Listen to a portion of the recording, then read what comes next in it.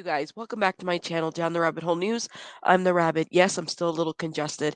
So I had done this recording a couple of times because there's just so much more information that's coming out. And I'm going to say this because I had a couple of bloggers contact me about like feeling some type of way about who do you believe, and I'm in the same boat as it pertains to this Maui fires. But I think where I'm at right now and where my heart is at right now is I'm going to do my best to reflect what the locals are saying, what the community is saying, what city council is saying, versus what the mainstream media, what FEMA, what all these other agencies are putting out. Because let me tell y'all something. I've worked in government. I did that job for about 10 years. And to me, I feel like they have a duty just as much as any other organization to number one, be careful how they disseminate information. And that is absolutely fine. I think we all need to be, not cause a bunch of chaos and be aware that chaos and especially misinformation can be detrimental for a lot of folks. At the same time, I'm not going to have people pulling in my leg or this is this way when really it's the other way. I do feel like personally that in this situation, in a disaster of this magnitude, where people are missing, where information's being skewed, where we don't even know where the hell these numbers are coming from. Why is ABC News reporting this versus CNN reporting that? How come FEMA's reporting this and the Department of Education is reporting something else? Y'all, we need to be concerned. Okay. And I'm a regular schmegular rabbit. All right. I really am. But when it comes to information and when it comes to going to a source, I go directly to the community. As a social worker, that's what the work that we do. We work in the community. And that's where we get the news. And let me tell you something. It is very sad to see how things are happening. And I know that tension's very high. We're about to talk about these press conferences that have been happening. They had one recently, and the tension being very high. But part of it is miscommunication. Part of it is lack of preparedness. Part of it is lack of transparency. Part of it is people are in need of help and not necessarily knowing what resource to go to. Information is coming out there about the way in which things have been handled. And so the way I stand and how I'm going to do this the way I see it. I'm going to give you guys specifically more information from community members versus the CNN, ABC mainstream media. I'm going to do my best to default to what community members are saying, and further trying to verify that information through city council and all that other stuff. That's the most that I can do here in my little, you know, area and corner of my computer, my area. Okay. Uh, again, let me know your thoughts in the comments, and I will. And again, let me know your thoughts in the comments, and I appreciate you guys for being here. Make sure you're subscribing and hitting the like button. It does help in the algorithm. We just got to get this thing, and it should be transparency in this. That's all I'm asking. Thank you. I have three items that I'm testifying on. My name is Justin Huey. I am a teacher, a third grade teacher from the burned down King Kamehameha III Elementary in Lahaina. And I am testifying on my concerns of the governor's emergency proclamation that happened 3 weeks prior to the fire and how it suspended 7 state statutes, of which exonerated everything that you guys are in charge of, covers county organization administration. Chapter 46, collective bargaining was rescinded, school impact fees, collective bargaining was rescinded. And to my knowledge, this was the first emergency proclamation in the country that didn't have a preceding incident. Normally it's like a hurricane, boom, we got an emergency proclamation. But this was just, from my knowledge, was just to streamline development on Maui, and it is allocated all decision-making power to one person, the housing officer of the governor, Nani Medeiros, who's unelected, who can trump every single thing that you do and everything that you say and every item that we cover without any input from the community, without any public discourse, without sunshine law. Before I go to my, tomorrow, I love what you said, Lahaina's not for sale, please include us. But I don't see that happening. And I was able to meet with Nani Medeiros. I graciously invited her into my home in order to speak with teachers from the burned down King Kamehameha III Elementary and their own homes. And they're moving forward with they're meeting with developers, private landowners, and not a lot of community unless you know how to maneuver correctly. So before I go to my next item, I would just like to ask each council member to let me know, are you in favor of this emergency proclamation that takes away sunshine law, collective bargaining, all your power in decision making? I would like it if you did me a kindness, and before I go on to the next item that I want to testify on, who's in favor of that? Because I have serious concerns. Mr. Huey, we don't have discussions at this point. We're just taking testimony. But I'm sure each member will be happy to respond to you on their own. All right, so can we end this item and go to the next item? Sure, yes.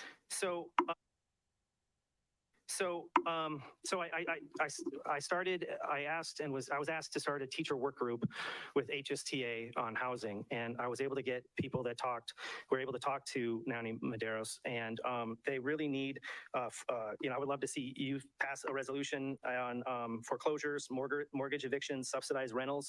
There's a lot of different things happening right now. Like there's one teacher that lives on this side, but had 3 other jobs besides teaching in Lahaina and has a $4,000 mortgage. So his house didn't burn down, but he's going to lose his house if something isn't done quickly. A different teacher who's had their house burned down moved over here and is trying to buy a house over here, but other investors are trumping her. And I just can't say enough about my concern over the fact that we have streamlined development without any community input, without sunshine law, without public announcements, without meeting notices. I just can't say enough. Everything that you do can be trumped by one person who's unelected and has no community input. And for me, I just think that, I wouldn't know why. She also said that she met with 4 council members and they were in complete agreement with the emergency proclamation. So that means there's 4 council members here, allegedly, that she stated are in agreement with getting rid of sunshine law, collective bargaining, school impact fees, and Chapter 46. And it's like, my question is, why did you run if you're not going to step up to the plate when we need you the most? And this needs to go. This needs to go right now. This is disaster capitalism of $5 billion are coming to Maui and sticky fingers are here to take it all and develop everything without any input. Lahaina needs to decide what happens in Lahaina. But it's not just there, it's everywhere. Anything you do on this island can be trumped by one person. And more people need to be standing up and saying that this is not how government works. This is not how we teach our children how government works. And this cannot move forward. There's a lot of tension in these press conferences with the Maui fires, and yet we still don't have a lot of answers. It is very hard to kind of trust what is being said, both from the highest level in these press conferences to what's being actually confirmed by community members.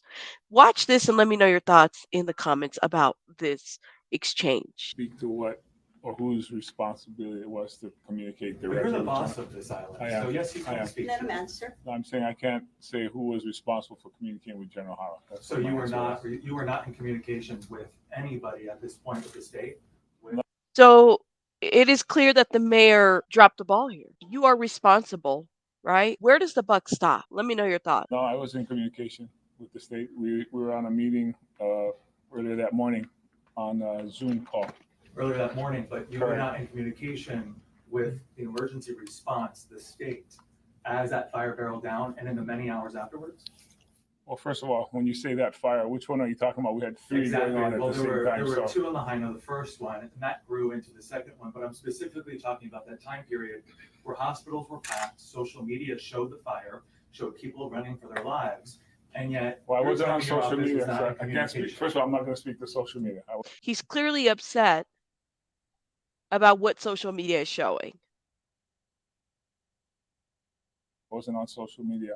We didn't have time for that. Mhm. But I'm referring to the fire that was going on in Kula, not the 2 fires So in take me through Lahaina as well. Lahaina, which is why we're all here. Well, I'm going to today. answer your question. Yes. I don't know who spoke to General Hara.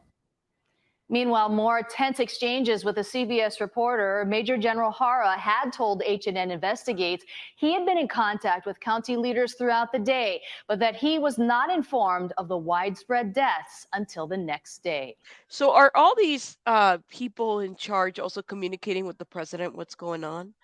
Um, can the communication be trusted at this point? Yo, like, can y'all get your shit together? It is a very like, can we get it together? And at the end of the day, what really matters is the people of Hawaii, is the people and the culture and what they want to do. This is very concerning. Well, I said I didn't know about the deaths the following morning. I didn't say the county was not in communication with me. We're looking at whatever response the state could do, but because of the winds, we couldn't start our helicopters and we couldn't launch them in commitment. We're ready. We're ready to go. So the narrative you're pushing is not totally accurate. Don't you think, it's not a narrative, don't you think it was important for your agency to know about the deaths 12 hours later? Why do you think, like, what narrative are people pushing? I think the people have questions. It's not a narrative that's being put. I also feel like they're not doing a very good job in being transparent and letting people know, like, what's really up. I mean, ownership of the mistake of where communication stopped, what happened. There needs to be a report written after all of this to figure out where everything fell through. Y'all, we're talking about people's lives over here. People actually died, okay? And so many are still missing.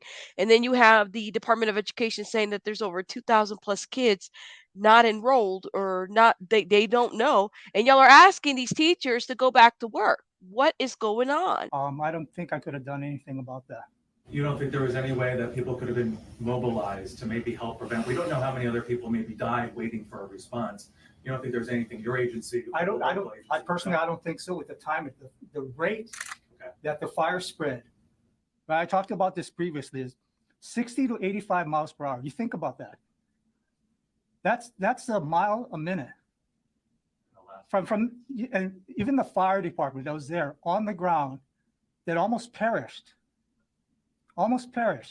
didn't know how deadly it was and how quickly it's going to spread. Let me finish, brother. I'm just saying the timeline, we've been looking at the timeline. What I'm trying to say is that fire was so rapid. And by the time everyone had situational awareness, it was too late, unfortunately. And that's the problem. By the time that people had some awareness, by the time that the people could have been notified, there's a lady, they had a council meeting, and these people are talking about they weren't even given enough time to evacuate, let alone gather their belongings, their children, people's pets. We busted our ass, and this is what we get. Nobody called us. Our phones didn't work from 5 in the morning. The fire was not 10 o'clock when I went to work. The fire was still there. There was no water. Tell me if that's coincidence. No water, no warning. And everybody talking about the satellite city before the fire. Lahaina gonna be the first satellite city. Well, hey, Jeff Bezos, you got what you wanted. Oprah, you got what you wanted. And the guy who owns the nut, you got what you wanted. Fuck us all over. That's what happened. Okay. We need help in Lahaina. Who's gonna come now and ask us, can I pray for you, Auntie? Thank you. Can I help you with your paperwork?